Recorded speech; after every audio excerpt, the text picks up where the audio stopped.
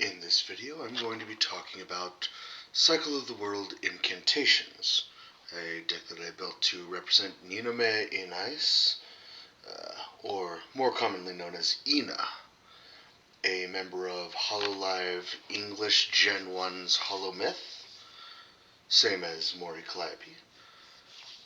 This deck is centered around summoning large ritual monsters with a range of debilitating and board-wiping effects.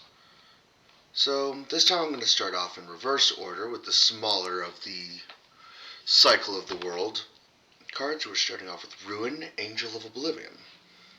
This card, of course, is summoned with the ritual spell Cycle of the World, and on field it becomes Ruin, Queen of Oblivion, while in the hand or on the field. If this card is ritual summoned, it can make 2 attacks on monsters specifically, so it can attack one monster and then go back and attack another monster only.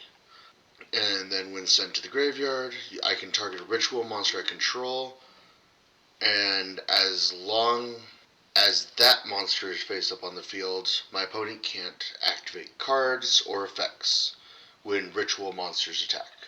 Next up, we have Demise, Agent of Armageddon. This card is also summoned with Cycle of the World, and it becomes Demise, King of Armageddon, while in hand or on field. If this card is ritual summoned, you destroy one face-up monster on the field, and when sent to the graveyard, I target one ritual monster I control, and as long as that monster is face-up on the field, whenever my ritual monsters attack, my opponent or activate their effects. Whenever my ritual monsters activate their effects, my opponent cannot activate card effects. So next up we have Ruin, Queen of Oblivion, and this one's summoned with End of the World. And when this card attacks and destroys a monster, it can attack again. So you'll notice the theme. Ruin is focused around attacking multiple times in a turn and protecting monsters from attacks and battle destruction, essentially. And Demise destroys monsters and centers around it protecting from effects. So Ruin, Queen of Oblivion, if she destroys a monster, she can attack again. Next up, we have Demise, King of Armageddon. Once again, summoned with End of the World, and you can pay 2,000 life points to destroy all other cards on field. Now this includes your cards as well as your opponent's, so you have to be safe when playing this one. Next up, we have the final evolution of these monsters. This card is summoned once again with Cycle of the World, and it becomes Ruin, Queen of Oblivion while in hand or on the field. And while this monster is on the field, ritual monsters I control cannot be destroyed by card effects. And if all of the materials used for this monster was ritual monsters, it can make a second attack during each battle phase. If this card destroys an opponent's monster, I inflict damage equal to half of that monster's original attack. So if they buff their monster, that's not the attack that counts. Next up, we have Demise, Supreme King of Armageddon. Once again, summoned with Cycle of the World, and becomes Demise, King of Armageddon, while in hand or on field. Now, while this card is on field, ritual monsters I control cannot be destroyed by battle, so in the final form they kind of switch. Ruin starts protecting against card effects, Demise protects against battle destruction. So, funnily enough, if Ruin is on field, or Ruin Supreme Queen of Oblivion is on field, summoned with then the effects of Demise King of Armageddon and Demise Supreme King of Armageddon don't actually destroy your monsters, but for this card's effects. So his base effect is you can pay 2,000 once per turn, pay 2,000 life points, destroy as many other cards on the field as possible, and inflict 200 damage to your opponent for each destroyed card they controlled. if this monster was summoned only using ritual monsters, you do not have to pay the 2,000 life points to activate this effect. Now, of course, we have our ritual spells for this archetype. We have Cycle of the World, which is used to summon either Queen of Oblivion or King of Armageddon. And you have to tribute monsters from your field only, whose total levels are equal to or higher the level of the ritual monster you wish to summon. Then, when this card is in your graveyard, other than the turn you sent it there by activating it, most likely, you can shuffle it into the deck to add one End of the World from deck to hand, and then you can add a Ruin Queen of Oblivion or Demise King of Armageddon from graveyard to hand as well. Next we have End of the World.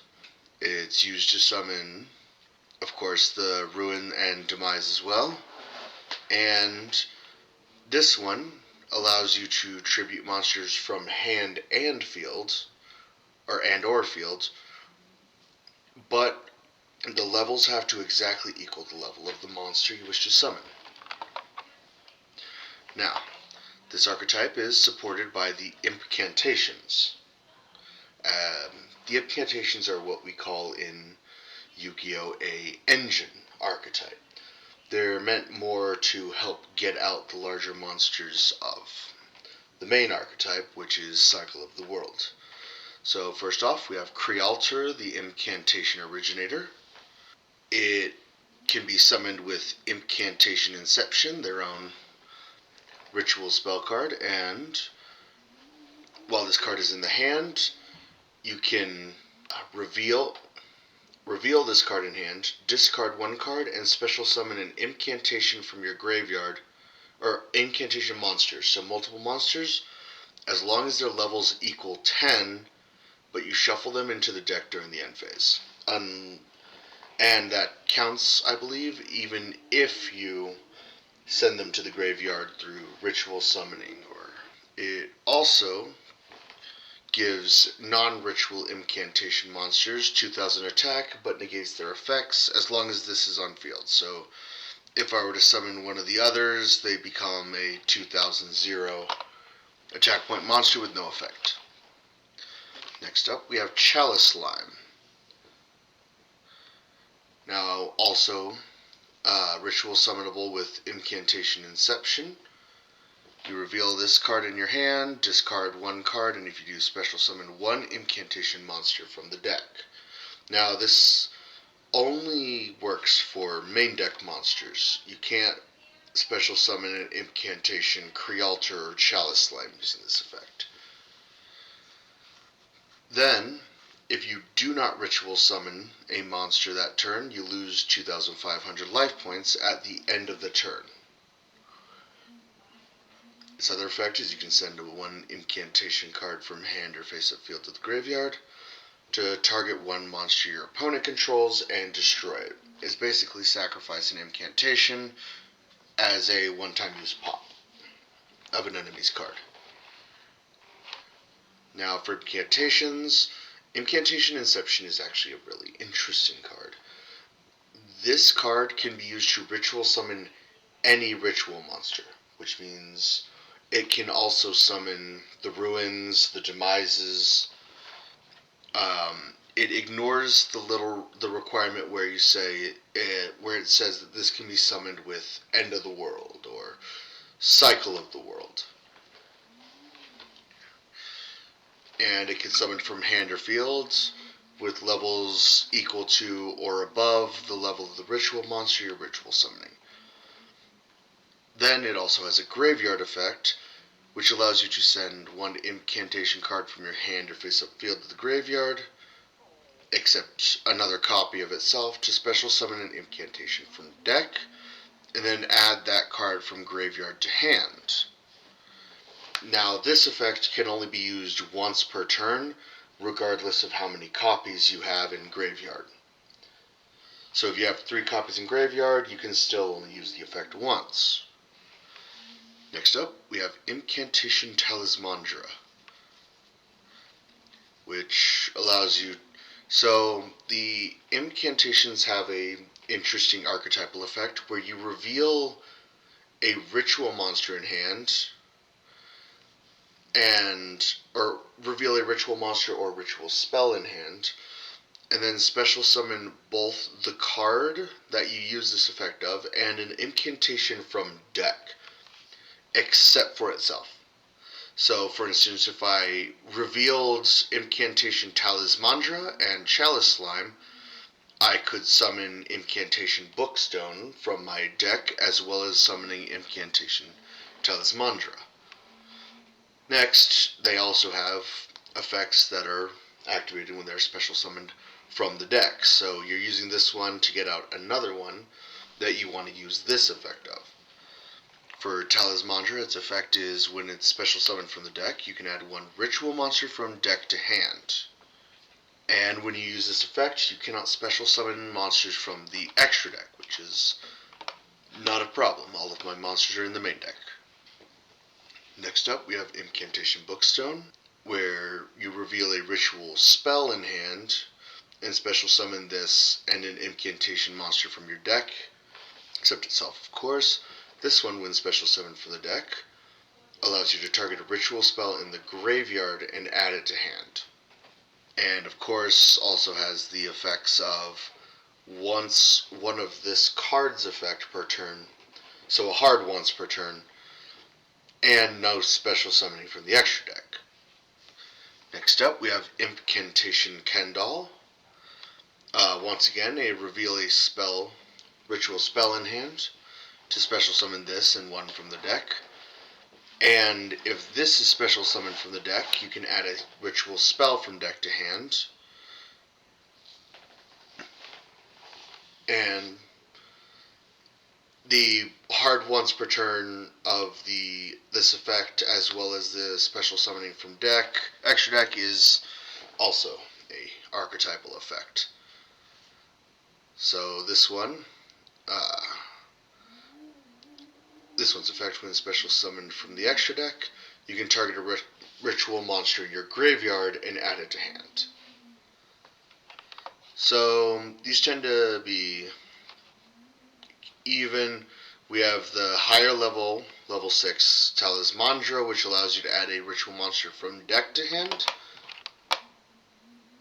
And then we have the lowest level, being level 3 Pensaplume, which allows you to add a monster from graveyard to hand. Then we have level 5 Bookstone, which allows you to add a ritual spell from graveyard to hand. And then Kendall, the level 4, which allows you to add a spell card from deck to hand.